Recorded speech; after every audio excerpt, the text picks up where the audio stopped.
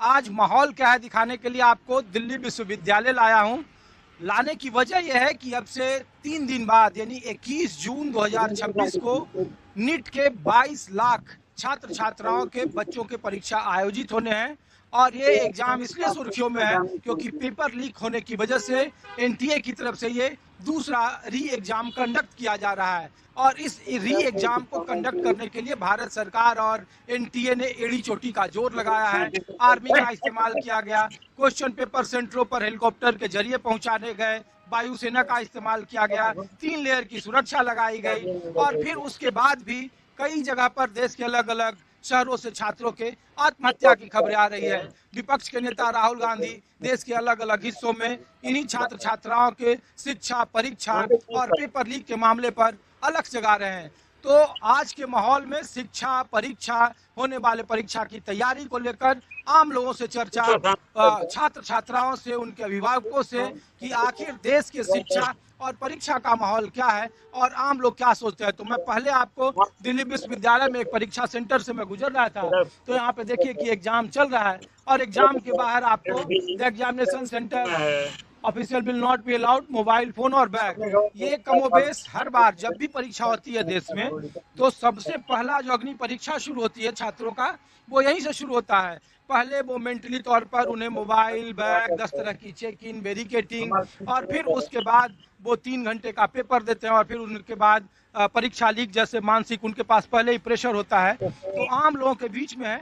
और एक तस्वीर आप देख लीजिए कि एग्जाम सेंटर के बाहर इसी तरीके के कमोबेश सैकड़ों की संख्या में उनके अभिभावक खड़े होते हैं और वो इस इंतजार में कि उनके बच्चे का पेपर अच्छा जाए और उनका कैरियर आने वाले वक्त में परवान चढ़े। तो माहौल क्या है मैं दिखाने के लिए आपको, तो आप यहाँ किसका देखिए मेरी किसी सीट का परीक्षा परीक्षा तो अभी ग्रेजुएशन की चल रही है, बीए की।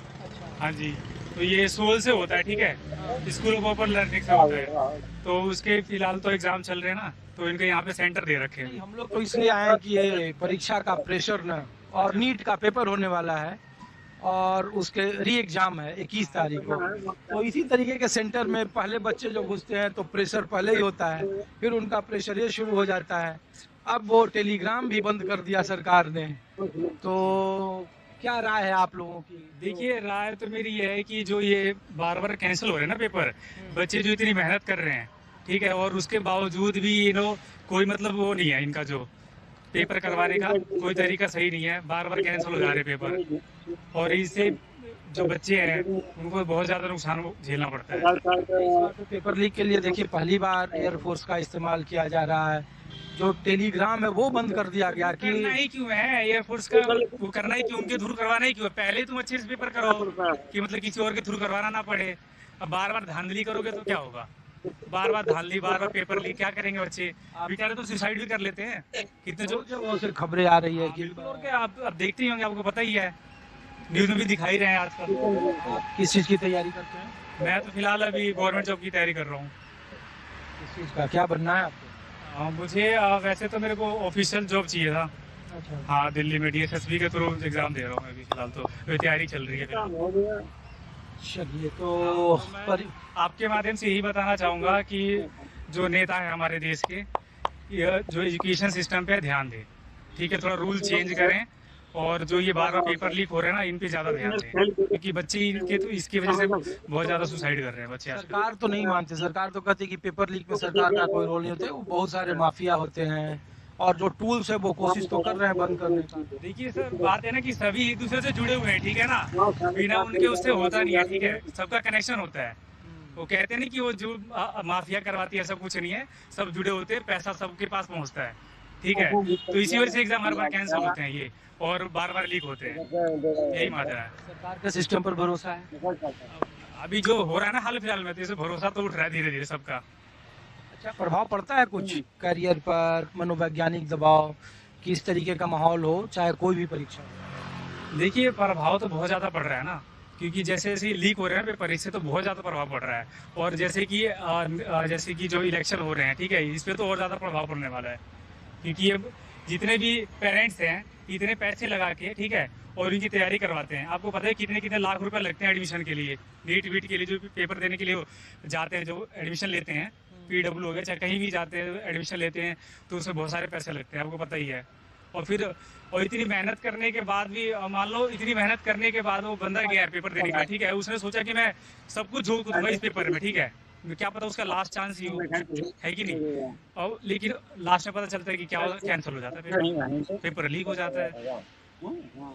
तो बहुत ज्यादा ही ये मतलब गलत हो रहा है, मतलब सीधा ये अरविंद केजरीवाल दिल्ली के पूर्व मुख्यमंत्री थे, उन्होंने कहा देखो जी ये जो परीक्षा ऑर्गेनाइज होता है और जो इसमें कमाई होती है उससे विधायक खरीदे जा रहे हैं, तोड़े जा रहे हैं, चुनाव लड़ाया जा रहा है, तो इसमें पॉलिटिक्स लोग अपने तरीके से व्याख्या कर रहे हैं। तो ये तो कर ही रहे हैं, और क्या, ये सही है, सच्चाई है बिल्कुल, और क्या, ऐसा होता ही है ये तो, इसमें कोई झूठ वाली बात तो है नहीं, वो सही कह रहे हैं बिल्कुल। ये तो बिल्कुल, ये बिल्कुल जैसे फिल्मों में दिखाते हैं ना, वो हकीकत में रियलिटी होता है ये सब, ठीक है, जो फिल्मों में चल रहा है वो रियल में ही चल रहा है वो सब, पैसे दे के यही सब काम करते हैं, ठीक है, और ये हो ही रहा है बिल्कुल। ठीक है, हाँ, तो आप इस पे ध्यान दीजिए ना, आप आवाज उठाइए कि मतलब, और नेताओं को मैं तो कह रहा हूँ नेताओं को ज्यादा इंटरव्यू करिए, ठीक है, कि मतलब उनको लाइए कि क्यों हो रहा है इतना पेपर लीक, भाई बताओ हर बार क्यों हो रहा है। और ये बताना चाहूंगा कि जैसे कि सेंटर आते हैं, ठीक है, सेंटर होते हैं जैसे कि जिस राज्य से भर रहा है पेपर, ठीक है, गवर्नमेंट जॉब के लिए, तो पता क्या करते हैं, उस राज्य में नहीं देते सेंटर, उसके अलावा किसी और राज्य में दे देते हैं। हाँ, जैसे कि नहीं है भैया, ड्यूटी है आपकी। हाँ, तो मतलब किसी और राज्य में दे देते हैं। और अभी आपको पता है बिहार का भी पेपर हुआ, बिहार पुलिस वगैरह का, और यूपी कांस्टेबल का भी हुआ है, आपने देखी ट्रेन के हालात देखे आपने, बताइए।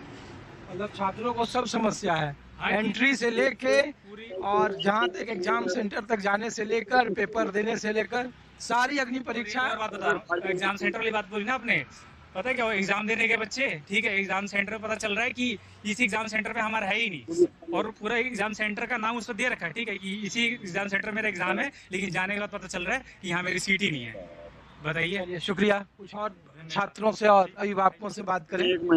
ये जो आप तस्वीर देखा हम अभिभावकों की हैं, इसमें कई सारे छात्र हैं, कई सारे बच्चे हैं, तो मैं कोशिश करता हूँ, आप भी पेपर दिलवाने हैं भाई साहब।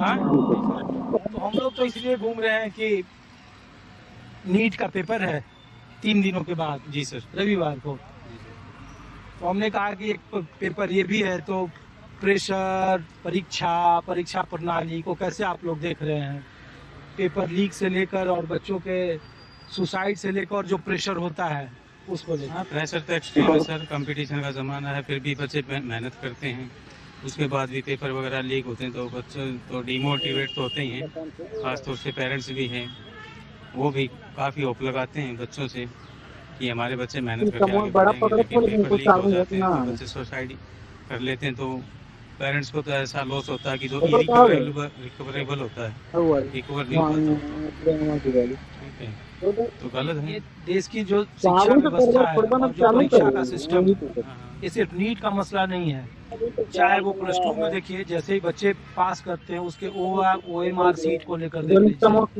फिर उसके बाद घर से निकलने से लेकर और नतीजे आने तक, आप सेंटर से लेकर उसके आने जाने से लेकर एग्जाम का प्रेशर।